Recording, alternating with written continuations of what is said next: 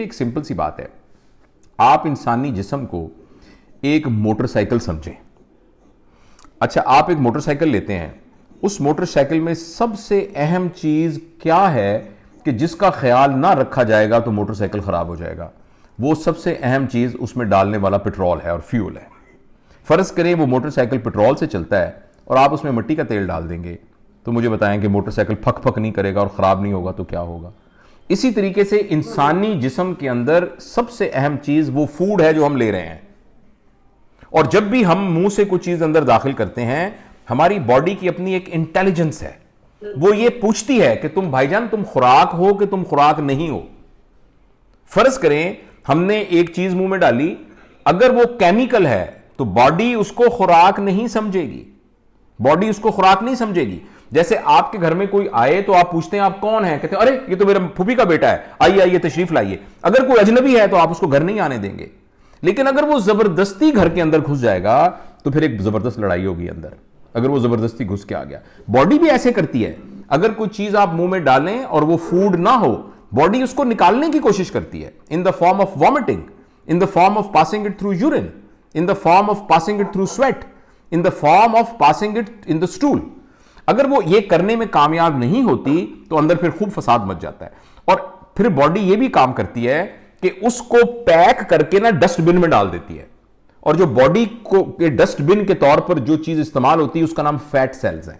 ये जो मोटी मोटी तोंदें होती है ना निकली हुई, ये बुनियादी तौर पर वो सारा ताफुन है जो वहां इकट्ठा होता है, और वो फिर अंदर इकट्ठा होकर हमारी पूरी केमिस्ट्री को डिस्टर्ब कर रहा है। देखिए ना, आपके घर में 4 अफराद रहते हैं, अब्बा जी रहते हैं, अम्मी रहती हैं, आप रहती हैं, आपका भाई रहता है और एक छोटी बहन रहती है। आप कितने आराम से रहते हैं। अचानक दरवाजा खुले और 6 बंदे और आ जाएं, एक वो जो है एक मस्टंडा सा एक आदमी आके वहां बैठ जाए, और 2 और लोग हों कि जो कि आके ना जोर जोर से गालियां दे रहे हैं वो बैठे हों, तीसरा एक आके सिगरेट पीने लग जाए, आपके घर के माहौल को क्या होगा।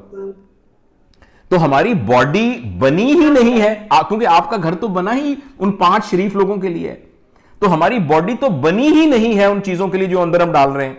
अच्छा, अब वो जो अंदर जब चीजें डालेंगी तो वो जो अंदर फसाद मचेगा, उस फसाद के नतीजे में हमारा सारा हार्मोनल सिस्टम डिस्टर्ब हो जाएगा, हमारा मुदाफती निजाम डिस्टर्ब हो जाएगा। अब बॉडी को रिएक्ट तो करना है किसी तरीके से। जब आप एक ऐसी शुगर ले रहे हैं जिसको बॉडी संभाल ही नहीं सकती, तो बॉडी उसको कुछ ना कुछ करके आपकी बॉडी के शुगर के लेवल को ज्यादा करेगी।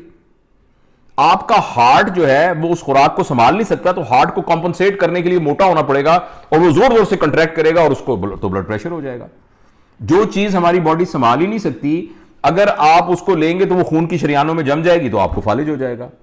तो इस तरीके से पहली बात तो खुराक है, और ये पर्माकल्चर से रिलेटेड है। दूसरा, मोटरसाइकिल की अगर प्रॉपर आप सर्विस नहीं करवाएंगे, वक्त के ऊपर उसकी हवा चेंज नहीं कराएंगे, उसका मोबाइल चेंज नहीं कराएंगे, उसको साफ नहीं करेंगे, हमारी बॉडी की जो सर्विस है उसका नाम एक्सरसाइज है। तो हम जब सुबह उठे, सुबह नहीं उठे, हम 10 बजे सो के उठे, उठ के हमने टका के नाश्ता किया, 4 पराठे वो सारे खाए, उसके बाद अपनी गाड़ी में बैठ के ठंडे दफ्तर में बैठ गए, 6 बजे तक वहां दफ्तर में काम करते रहे।